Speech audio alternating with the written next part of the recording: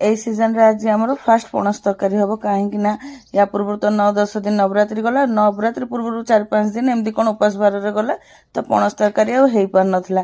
ପଣସ ତରକାରୀ ସାଧାରେ ବି କଲେ ହବ ଯେ, କିନ୍ତୁ ଟିକେ ଅଦା ରସୁଣ ମସଲା ଦେଇ କଲେ ବେଶୀ ଭଲ ହବ ଆଉ ମୁଁ କରିନଥିଲି। ତ ଏଙ୍କର ତ ଆଜି ଏ ସିଫ୍ଟ ଥିଲା, ସେଥିପାଇଁ ମୁଁ ଗତକାଲି ରାତିରୁ ତାଙ୍କୁ କହିଥିଲି ପଣସଟା ନେଇ ଆସିବ କହି ସେ ପଣସ ଆଣିଥିଲେ। ପଣସକୁ କଟାକଟି କରି ଧୁଆଧୁଇ କରିକି ଗୋଟେ କୁକରରେ ଲୁଣ ହଳଦୀ ଦେଇକି ଗୋଟେ ସିଟି ଆସିଲା ପର୍ଯ୍ୟନ୍ତ ସିଝିବା ପାଇଁ ବସେଇଦେଲି। ତା ଭିତରେ ମୁଁ ତରକାରୀ ପାଇଁ ମସଲା ବାଟିଦେଲି। ମସଲାରେ ମୁଁ ଅଦା ରସୁଣ ଜିରା ଧନିଆ ଗୋଲମରିଚ ଆଉ 2-3 ପିଞ୍ଚ ଭଳିଆ ଧଳା ସୋରିଷ କସୁରୀ ମେଥି ନଡ଼ିଆ ଦେଇକି ମସଲା ଗୋଟେ ଫାଇନ୍ ପେଷ୍ଟ କରିକି ବାଟିକି ନେଇ ଆସିଲି। ତାପରେ ମୁଁ ଗୋଟେ କରେଇ ବସେଇ ସୋରିଷ ତେଲ ଦେଇଦେଲି। ତେଲ ଯେମିତି ଆମର ଗରମ ହେଇଗଲା ଆଳୁ କାଟିକି ଧୋଇକି ରଖିଥିଲି ଆଳୁ ଭାଜିବା ପାଇଁ ଦେଇଦେଲି। ଆଳୁ ଭାଜିଲା ଭିତରେ କୁକର ବି ଗୋଟେ ସିଟି ମାରି ଦେଇଥିଲା, ଗ୍ୟାସ୍ ବି ରିଲିଜ୍ ହେଇଯାଇଥିଲା।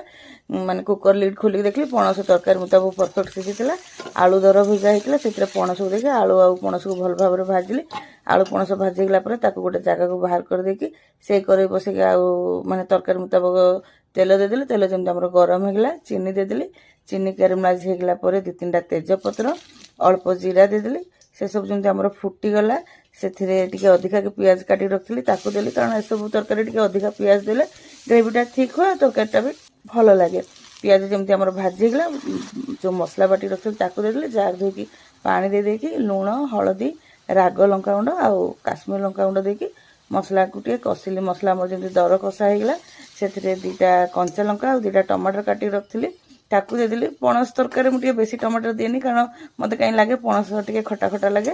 ତାପରେ ସେଥିରେ ଚିକେନ ମସଲା ଦେଇକି ମସଲା ମାନେ କଷିଲି। ଯେମିତି ଆମର ଟମାଟର ସିଝିଗଲା ସେଥିରେ ଆଳୁ ପଣସକୁ ଦେଇକି ଭଲ ଭାବରେ ଚଲେଇକି ଘୋଡ଼େଇକି 10-15 ମିନିଟ୍ ଭଳିଆ ମାନେ ଆଳୁ ଆଉ ପଣସକୁ କଷିଲି। ଆଳୁ ଆଉ ପଣସ କଷି ହେଇଗଲା ପରେ ସେଥିରେ ଗରମ ପାଣି କରିକି ରଖିଥିଲି ଦେଇଦେଲି। ପ୍ରଥମରେ ଅଳ୍ପ ପାଣି ଦେଇକି ଚଲେଇଲି, ତାପରେ ଦେଖିଲି ମାନେ ଆଉ କେତେ ପାଣି ଦରକାର, ସବୁତକ ପାଣି ଦେଇକି ଘୋଡ଼େଇକି ସିଝିବା ପାଇଁ ତରକାରୀକୁ ଛାଡ଼ିଦେଲି। ତରକାରୀ ସିଝିଲା ଭିତରେ ତରକାରୀରେ ଦେବା ପାଇଁ ମୁଁ ଅଳିଚ ଆଉ ଡାଲଚିନି ଟିକେ ଗୁଣ୍ଡ କରିଦେଲି। ସବୁ ମିଶାମିଶି ଗରମ ମସଲାର ଦେଲେ ତାର ଟେଷ୍ଟ ଅଲଗା, ଆଉ ଅଳିଚ ଡାଲଚିନିର ଗୁଣ୍ଡ ଦେଲେ ତାର ଟେଷ୍ଟ ଅଲଗା। ତରକାରୀ ତ ଆମର ଏଇଠି ସିଝି ଯାଇଥିଲା, ଆଉ ସେଥିରେ ମୁଁ ଅଳିଚ ଡାଲଚିନିର ଗୁଣ୍ଡ ଆଉ ଟେଷ୍ଟକୁ ବାଲାନ୍ସ କରିବା ପାଇଁ ଟିକେ ଚିନି ଦେଇକି 2-4 ମିନିଟ୍ ଫୁଟେଇଲି। ତରକାରୀ ତ ଆମର ରେଡ଼ି ହେଇଗଲା। ଏବେ ଏଥିରେ ଧନିଆ ପତ୍ର ଯେଉଁ କାଟିକି ରଖିଥିଲି ତାକୁ ଦେଇ 1 ମିନିଟ୍ ଭଳିଆ ଫୁଟେଇ ଦେଇକି ତରକାରୀଟା ଓହ୍ଲେଇ ଦେଲି। ସାଙ୍ଗମାନେ ପଣସ ତରକାରୀ ତ ଆମର ରେଡ଼ି ହେଇଗଲା। ଆପଣମାନଙ୍କୁ ପଣସ ତରକାରୀ କେମିତି ଲାଗେ ଆଉ ମୁଁ ଯେଉଁ ପ୍ରୋସେସରେ କଲି ଆପଣମାନଙ୍କୁ କେମିତି ଲାଗିଲା ତରକାରୀର ପ୍ରୋସେସଟା ନିଶ୍ଚୟ କମେଣ୍ଟ କରିବେ। ଆଉ ଯଦି ଭଲ ଲାଗିଥାଏ ଲାଇକ୍ ସେୟାର ମଧ୍ୟ କରିବେ। ଚ୍ୟାନେଲରେ ନୂଆ ଥିଲେ ନିଶ୍ଚୟ ସବସ୍କ୍ରାଇବ୍ କରିଦେବେ, ଆଉ ଫେସବୁକ୍ ଦେଖୁଥିଲେ ଚ୍ୟାନେଲଟିକୁ ଫଲୋ କରିଦେବେ। ରହିଲି, ନମସ୍କାର।